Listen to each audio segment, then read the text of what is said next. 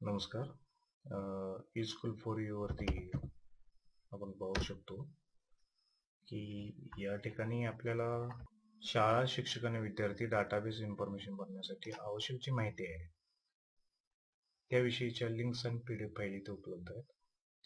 Download file here वरती जर तुम्ही क्लिक केला तर तुम्हाला त्याच्या संदर्भातील एक PDF फाईल मिळून जाईल आणि त्या संदर्भातील ओपन वेबसाईट वरती जर क्लिक केला तर ती वेबसाईटची लिंक मिळून जाईल. सध्या आपण इथे शिक्षक मॅपिंग माहितीसाठी आपल्याला काय करायचं आहे यासाठी हे मार्गदर्शन व्हिडिओ आहे. तर शिक्षक मॅपिंग माहितीसाठी एक मुख्याध्यापक लॉग इन आपल्याला करायचं आहे. तर त्या संदर्भातील इथे ओपन वेबसाईट ही इंग्रजी स्वरूपातील आहे आणि ओपन वेबसाईट मराठी ही मराठी संदर्भातील वेबसाईट आहे. या ठिकाणी तुम्हाला मराठीमध्ये सर्व ऑप्शन दिसून येतील. ओपन वेबसाईट मराठीवरती मी क्लिक करून पुढे जातोय.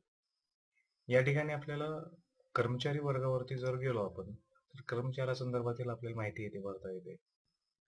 मी या शाळेचा युजर आयडी आणि पासवर्ड इथे टाकतोय. कॅप्चा डेटा भरणं गरजेचं आहे कारण याशिवाय आपण लॉग इन करू शकत नाही.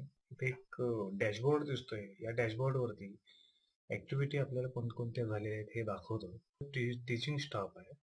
या टीचिंग स्टाफ मध्ये आपल्याला 6 मेनू दिसून येतात. Map with chart, UDISE map from other school, data update by HM, discrepancy report, teaching details. तर यामध्ये आपल्याला map with chart and UDISE हा ऑप्शन आपल्याला सिलेक्ट करायचा आहे.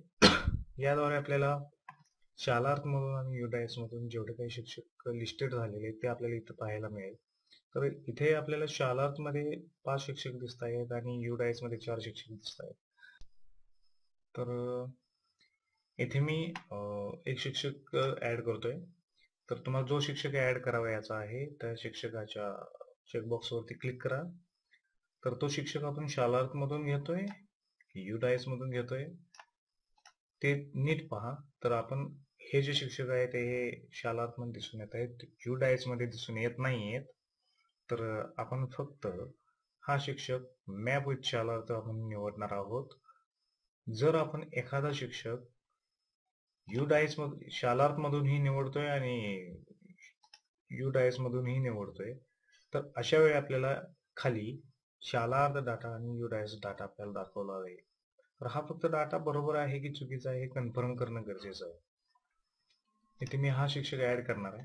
हा शिक्षक जर ज्यावेळी मी क्लिक करेन त्यावेळी आपण फक्त शालार्थ मधील या शिक्षकाची माहिती घेणार आहे. तर शालार्थ डाटा कोणकोणता आहे तर तो या ठिकाणी प्रोव्हाइड केलेला आहे. फक्त हा डाटा बरोबर आहे की चुकीचा आहे हे कन्फर्म करा.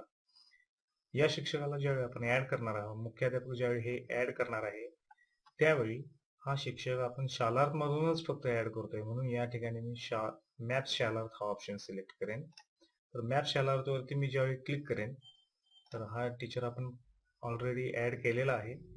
तर तो मेसेज तसा दाखवत आहे. तर ज्यावेळी आपण ऍड करेन त्यावेळी आपल्याला या शिक्षकाच्या संदर्भातील सर्व माहिती अपडेट जर करायची असेल तर data updated by HM after mapping हा ऑप्शन सिलेक्ट करायचा आहे.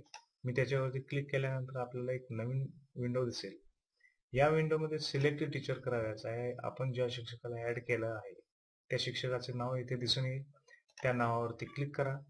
तुम्हाला त्या शिक्षकाच्या संदर्भातील सर्व माहिती या ठिकाणी दिसून येईल.